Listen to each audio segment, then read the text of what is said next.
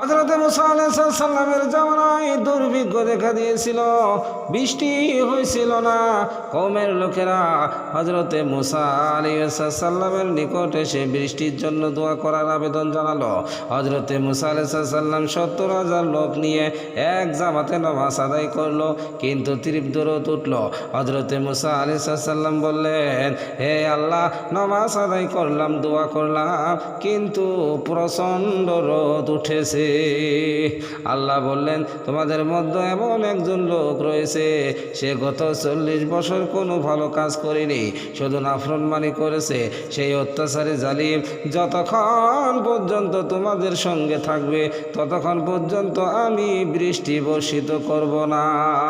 হযরত মুসা আলাইহিস সালাম বললেন, যদি এরকম পাপী কেউ থাকো যে ব্যক্তি গত ৪০ বছর কোনো ভালো কাজ করনি, শুধু আল্লাহর নাফরমানি করেছ, তবে সে বের হয়ে যাও।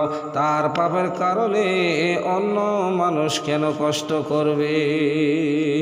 সেই পাপী লোকটি ডানে বামে সামনে পিছনে তাকালো, কিন্তু চিন্তাও করলো, যদি আমি এখন সকলের চোখের সামনে দিয়ে বের হয়ে যাই তবে অপমানের শেষ থাকবে না, যদি এখানে দাঁড়িয়ে থাকি তবে বৃষ্টি হইবে না। এখন আমি কি করব? সেই সে ব্যক্তি লজ্জিতভাবে বলল, ইয়া আল্লাহু আসাইতুকা আরবাইনা সানাতান ফাআমহালতানি। হে আল্লাহ, আমি গত ৪০ বছর যাবত তোমার নাফরমানি করেছি, কিন্তু তুমি আমাকে সুযোগ দিয়েছ।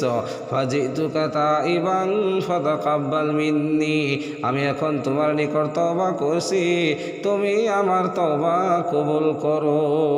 একথা শেষ হওয়ার সঙ্গে সঙ্গে আকাশ কালো মেঘে ছেয়ে গেল এবং প্রচুর বৃষ্টি বর্ষিত হলো। হযরত মুসা আলাইহিস সালাম বললেন, হে আল্লাহ, কেউ তো বের হয়ে যায়নি, তবে কিভাবে বৃষ্টি হলো? আল্লাহ বললেন, যার কারণে বৃষ্টি হচ্ছিল না, মান তাবা ইলাইয়া ফাকাবিলতুহু, সে তওবা করেছে, আমি তার তওবা কবুল করেছি। হযরত মুসা আলাইহিস সালাম জানতে চাইলেন যে ব্যক্তি সেই ব্যক্তিকে। আল্লাহ বললেন, সে যখন ৪০ বছর যাবত পাপ করেছে তখনও আমি কাউকে তার পরিচয় প্রকাশ করিনি, এখন তওবা করে বিচ্ছিন্ন হয়েছে, এখনো তার পরিচয় প্রকাশ করব না।